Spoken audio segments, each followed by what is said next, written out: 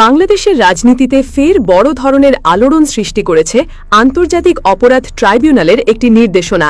সাবেক প্রধানমন্ত্রী শেখ হাসিনা এবং সাবেক স্বরাষ্ট্রমন্ত্রী আসাদুজ্জামান খান কামালের বিরুদ্ধে আন্তর্জাতিক অপরাধে জড়িত থাকার অভিযোগে আত্মসমর্পণের জন্য আদালতের বিজ্ঞপ্তি মঙ্গলবার 17 জুন প্রকাশিত হয়েছে দেশের জাতীয় দৈনিকে। এতে বলা হয়েছে, তারা নির্ধারিত সময়ের মধ্যে আদালতে আত্মসমর্পণ না করলে অনুপস্থিতিতেই বিচার শুরু হবে।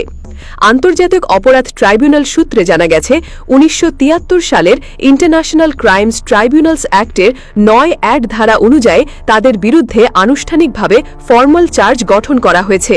ট্রাইব্যুনাল সেই অভিযোগ আমলে নিয়েছে এবং অভিযুক্ত দুজনের বিরুদ্ধে গ্রেফতারি পরোয়ানা জারি করেছে। কিন্তু দীর্ঘদিন ধরেই তারা পলাতক থাকায় অথবা আত্মগোপনে থাকার কারণে তাদের আদালতে হাজির করা সম্ভব হয়নি।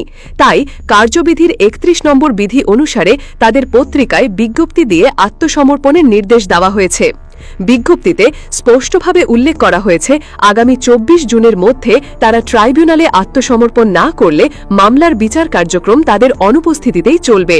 বিজ্ঞপ্তিতে শেখ হাসিনার পরিচয় উল্লেখ করা হয়েছে, তিনি বঙ্গবন্ধু শেখ মুজিবুর রহমান ও ফজিলাতুন্নেসা মুজিবের কন্যা, স্বামী প্রয়াত ড M.A. ওয়াজেদ মিয়া, স্থায়ী ঠিকানা টুঙ্গিপাড়া, গোপালগঞ্জ এবং বর্তমানে বসবাস করছেন সুধা সদন, ধানমন্ডি, ঢাকা।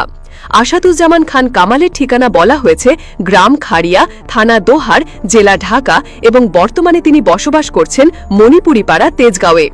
আন্তর্জাতিক অপরাধ ট্রাইব্যুনাল ICTর বিধান অনুযায়ী অভিযুক্ত ব্যক্তি যদি সময় মতো আত্মসমর্পণ না করেন, তাহলে তাদের অনুপস্থিতিতেই বিচার করা যাবে। এই বিধানের ভিত্তিতেই বিজ্ঞপ্তিতে কঠোরভাবে উল্লেখ করা হয়েছে, সময়সীমা শেষ হলে ট্রাইব্যুনাল অনুপস্থিতির বিচার শুরু করতে বাধ্য হবে। বিশেষজ্ঞদের মতে, এ ধরনের বিচার পদ্ধতি অতীতেও দেখা গেছে, যেখানে পলাতক অভিযুক্তদের বিরুদ্ধে সাক্ষ্য প্রমাণের ভিত্তিতে রায় ঘোষণা করা হয়েছে। তবে এই ঘটনায় অভিযুক্তরা দীর্ঘ সময় ধরেই জনসম্মুখে নেই, যা আইনের দৃষ্টিতে আত্মগোপনের প্রমাণ হিসেবে ধরা হচ্ছে। এই ঘটনার পরপরই রাজনৈতিক অঙ্গনে ব্যাপক আলোড়ন সৃষ্টি হয়েছে। শাসক দলে অনেক নেতাকর্মী একে উদ্দেশ্যপ্রণোদিত ষড়যন্ত্র বলে দাবি করছেন। তাদের মতে, জনপ্রিয় নেতাদের বিরুদ্ধে এমন মামলা শুধুমাত্র রাজনৈতিক প্রতিহিংসার ফল। অপরদিকে বিরোধী পক্ষ বলছে, বিচার প্রক্রিয়া সঠিকভাবে পরিচালিত হলে কেউই আইনের ঊর্ধ্বে নয়। সামাজিক যোগাযোগ মাধ্যমেও বিষয়টি নিয়ে চলছে তীব্র বিতর্ক।